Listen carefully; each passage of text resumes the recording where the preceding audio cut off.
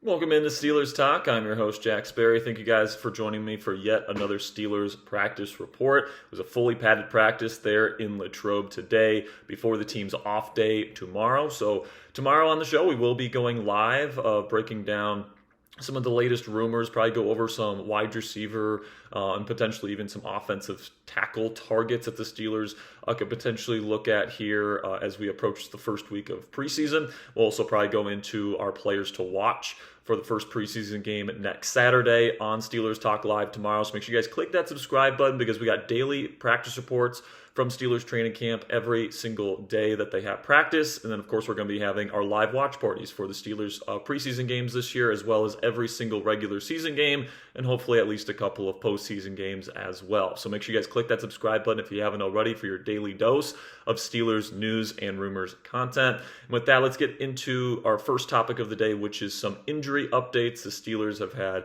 kind of a slew of injuries over this past week.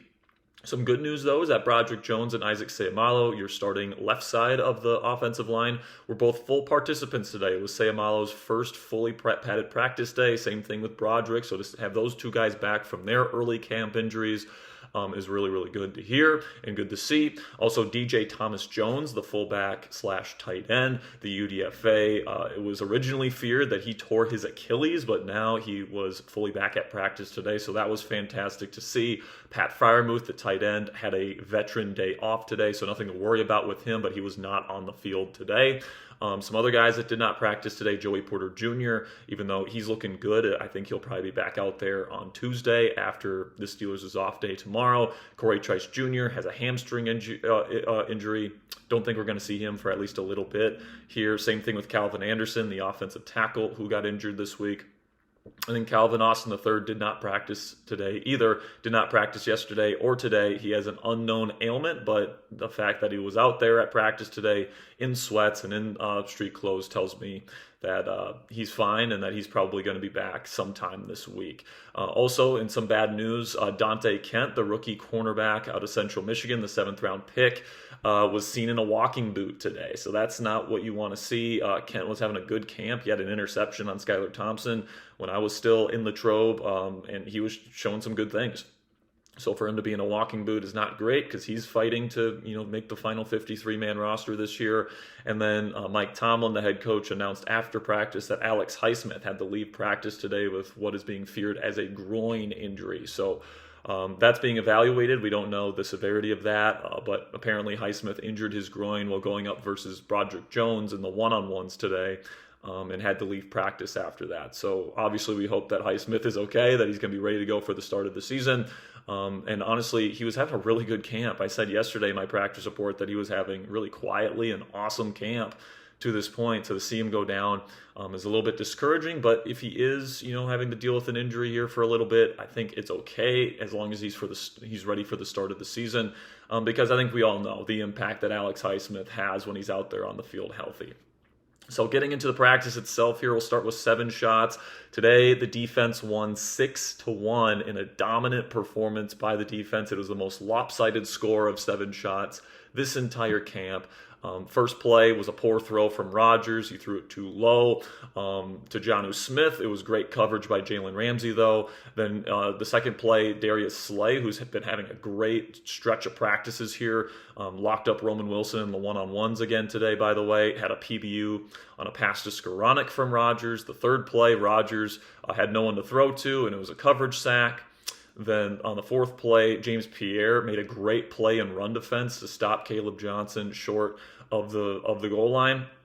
Fifth play was Rudolph, inaccurate pass, threw it behind his receiver. Sixth play, Evan Hull had the lone score for the offense, rushing touchdown. And then the final play was a poor throw by Will Howard trying to go to Rock Taylor in the end zone. So final score was 6-1, and now that makes it 4 straight wins for the defense in 7 shots in camp. And they're winning out of the 8 matchups in 7 shots to this point. The defense is winning 6-2 in those 8 matchups. So right now, the defense is clearly winning camp in that regard. But they're also winning it in the one-on-ones, and they're also winning it in the team periods, guys. The defense just as a whole, and kind of my major takeaway from camp to this point is that the defense has really shown itself to be one of, if not the best defense in the National Football League. They're flying around. They're doing great in run support. They're doing great in coverage. This defense, for being the most expensive unit in the National Football League, looks like it's playing up to that standard to this point. Now, who knows how good the competition is with the Steelers offense. Maybe the Steelers offense just stinks, and in comparison, the Steelers defense looks great. But right now, the camp battle certainly reflects the amount of money put on each side of the football as the defense is really playing well. Some offensive notes. We'll start with the quarterback play. Just in general, the concerns are growing for the Steelers offense as, we get, past the second week of practice now, and the offense is still having trouble moving the football both through the air and through the ground game. But we'll start with the passing game. Aaron Rodgers, just continues. Like every single practice, there's at least a couple of missed throws from him, whether it's accuracy-wise, whether it's miscommunication with his receivers. Today there was a number of overthrows on deep shots to DK Metcalf. Rodgers' deep accuracy, I would say, has honestly not been super impressive to start camp. I think he's found ways to, manipulate the defense and, throw underneath and still be able to get some good yards after the catch opportunities for his guys. But in terms of throwing the ball down the field, we covered it early in camp, but it's continuing here, is that the downfield accuracy lapses are continuing to pop up, which is just something you don't want to see from your number one quarterback on the depth chart. Now, obviously, Rodgers didn't have an offseason program. He's still trying to get, back into the swing of things. And obviously, the hope is by the end of camp and by the end of the preseason, he's firing on all cylinders, and every opportunity that he has to find his receivers, he's hitting it. Because right now, that's not the case. It is true that the Steelers defense is smothering, and they're doing a really good job in coverage, but it's also the case that Rodgers has some opportunities that he's leaving on the field every single practice. So, hopefully Rodgers and the connections that he has with his guys continues to grow in the weeks to come before the start of the season.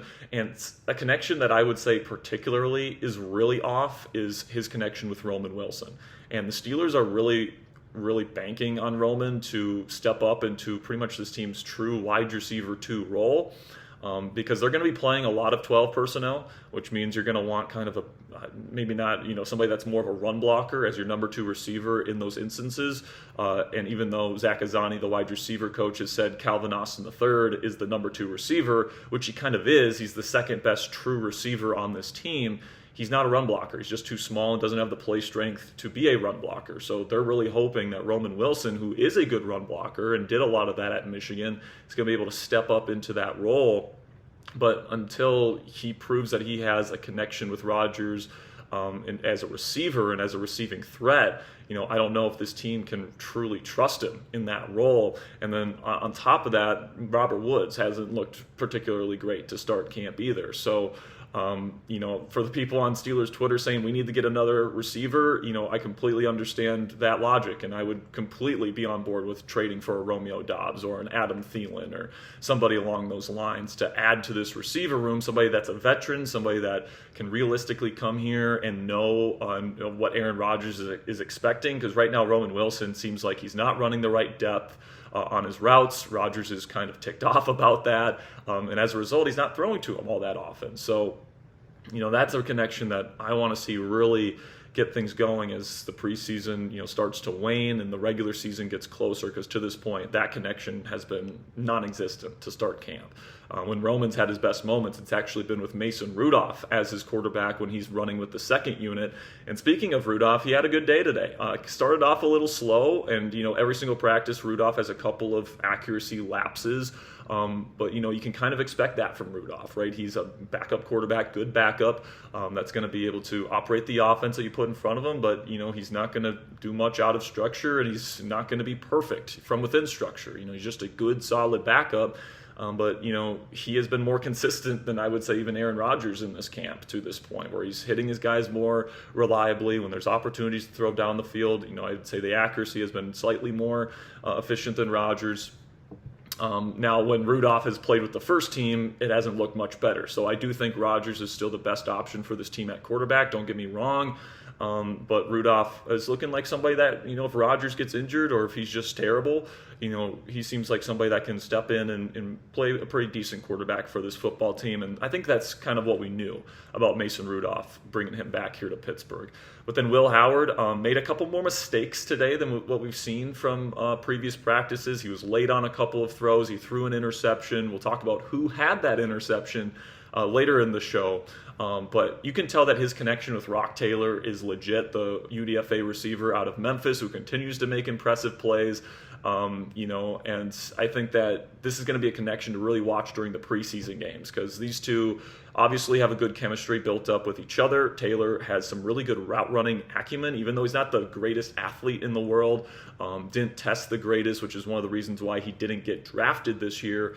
But he's got really good hands. He had his first drop of camp today, which, he had one drop all of camp and it was today, but he also made some nice plays down the field, had a nice dig route on play action on a dagger concept. He's been making plays down the field with that third team offense consistently all camp. So I'm really excited to see what these two are going to be able to do in the preseason because they've been lighting it up during these training camp practices. And, there's been a lot of talk about Rock Taylor potentially getting some first-team reps, and I do want to see Rock maybe work with that first-team offense with guys like Robert Woods and Roman Wilson getting off the slow starts here because Taylor's a big guy, and he can theoretically be that second receiver in your 12 personnel packages and be a run blocker for you. I've liked what I've seen from his route running. I've liked what I've seen from his ball tracking ability down the field, and his contested catch ability is something that he's known for coming out of Memphis and has certainly showed up, in these training camp practices. So if he's going to make this team, he's going to have to beat out probably Robert Woods. And even though Woods is kind of a bigger name, has been around the league for longer than Taylor has, obviously, I wouldn't pencil or wouldn't put Robert Woods' name on this final roster in pen just yet. He's had kind of a slow start to camp. He's had a couple catches here and there. Honestly, his connection with Aaron Rodgers is better than what it's been with Roman Wilson to this point. But if Rock Taylor continues on his current trajectory and Robert Woods and Roman Wilson continue to kind of disappoint in Steelers training camp, Taylor's opportunities are only going to go up. And if he continues to capitalize on those opportunities, we could look at Rock Taylor being somebody that could sneak onto the final 53-man roster. But now kind of shifting away from the passing game, which obviously has its concerns with Rodgers' accuracy lapses and miscommunications and all that stuff, the run game has been just as bad, if not worse, to start camp. The run defense has been just absolutely dominating. The line of scrimmage isn't really getting moved by the Steelers' run blockers, and their screen game has been non-existent as well. I don't think they've run a successful screen one time the entire training camp to this point. So you can tip your cap to the defense for stopping that, but also, if it's going to be iron sharpens iron, which is something I hear on Steelers Twitter all the time when, reports are getting out that this offense is struggling, they just keep saying, well, going up against the Steelers defense is going to make this team better. And it's like, that's not necessarily the case, right? For iron to sharpen iron, both sides have to be good. If the offense is bad but the defense is good, then that's just iron cutting through like butter, right? Because that's just kind of the way it works. And like butter doesn't get sharper if you cut through it; it just remains butter. So we've kind of seen this in Steelers training camps the last several years with Kenny Pickett out there and Matt Canada's offense, and last year early in camp. With Justin Fields and Russell Wilson, where the defense was dominating, everyone was saying, going up against the Steelers defense is going to make this offense better. And then the offense trots out there for the season and they're not good, right? So, in years past, it's been more of iron cutting through butter. And I'm worried that it's kind of this similar kind of dynamic going on right now. Now, hopefully, it's just early camp dynamics. Seumalo hasn't been out there because of injury. Same thing with Broderick, and they're still getting that chemistry together. And by the time we get to the season, everything is going to be just fine. That's the optimistic outlook here, but we're now 2 weeks into training camp, and the run game really hasn't really been able to get anything going when the pads have been on, and then the screen game has done literally nothing. So, this is supposed to be the foundation of the Steelers offense, is the run game, and you would want to see guys like Kaleb Johnson and Jalen Warren get consistently more yardage than what they're getting right now. So it's a little bit disappointing to see this defense dominate the level that they are, especially because guys like Cam Hayward, TJ Watt, and these other guys are not practicing. Like Cam Hayward has not taken a team rep all week, all right? And then, and then TJ Watt has barely taken any either. So, for the defense to be dominating this much without their best players really on the field for most of the week of practice, it's a little bit concerning for me when it comes to the offensive side of the ball, and it needs to get better as the weeks continue to go on. Some final offensive notes here. Broderick Jones has bounced back with 2 pretty darn good practices in a row. Today he went up against Alex Highsmith on the 1-on-1s, and he looked really good against him, and he looked pretty solid in the team periods as well. It was a fully padded practice for him for the first time this camp, and it was his best practice. So that is unbelievable news if you are hearing that as a Steelers fan. This offense needs Broderick Jones to be able to be a good offense this year and protect Aaron Rodgers, who's 41 years old. So he's a very key piece to this offense. So to see him have his 2 best days of camp back-to-back these last 2 days is really good news. Also, a wide receiver that is showing out, and somebody that I would say might be having the second best camp out of any receiver, maybe besides Rock Taylor and DK Metcalf, is Scotty Miller. Scotty Miller has been awesome to start camp. He looks thicker than he did last year, and in his days in Tampa, he still has the speed, though. He's right there with Calvin Austin III in terms of speed down the field, and his ability to track the deep ball is legit. So I do expect Scotty Miller to be somebody that is going to be a preseason monster for this offense. He's going to be a deep threat for this offense, and somebody that could very well make this final roster because, obviously he had some playing time last year. He knows the offense. He does have the speed and deep threat ability that Arthur Smith likes from this position. So Scotty Miller has been a pleasant, good. Has had a good performance in camp to this point. And then kind of a crazy final note here. The Steelers asked linebacker Mark Robinson to play some fullback today in their goal line period, and he accepted. So he was playing fullback today. And I kind of like it, guys. I kind of really do, because Mark Robinson is a hard hitter. He's a thumper, and he's athletic, so he can get out there in space and find his guy and then lay some wood down, pause. So Mark Robinson, I'm kind of excited to see what he can do at fullback. I hope to see him out there a little bit more as camp goes on, and maybe even some preseason games, and maybe even use him there a little bit during the regular season, because I do think he'll make the final roster. He's just too important to their special teams. And if he, adds fullback duties to his plate there, I think that you can pretty much pencil him in for a roster spot this year. Now, some defensive notes. I think there's less notes on defense than on offense, just because the whole unit does look good. The defense, like I've said, has dominated out there in camp. Now, how much of that is the defense being good versus the offense being bad? Who knows? But the defense is certainly taking care of business out there to start camp.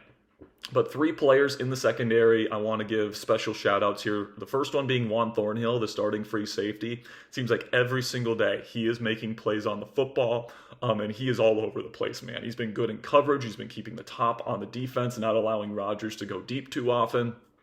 And he's been really solid as a tackler as well, and then he's getting a legitimate pass breakup like every single practice. So I think I'm starting to see here what the Steelers were seeing in his game and mandatory minicamp that made them more comfortable letting go of Minkah Fitzpatrick, because Thornhill, people forget this, was a starting free safety on a Super Bowl defense with the Kansas City Chiefs just 2 years ago. Before he ended up going to Cleveland and having some injury issues. But now that he's back to 100% health, guys, he looks like the real deal out there.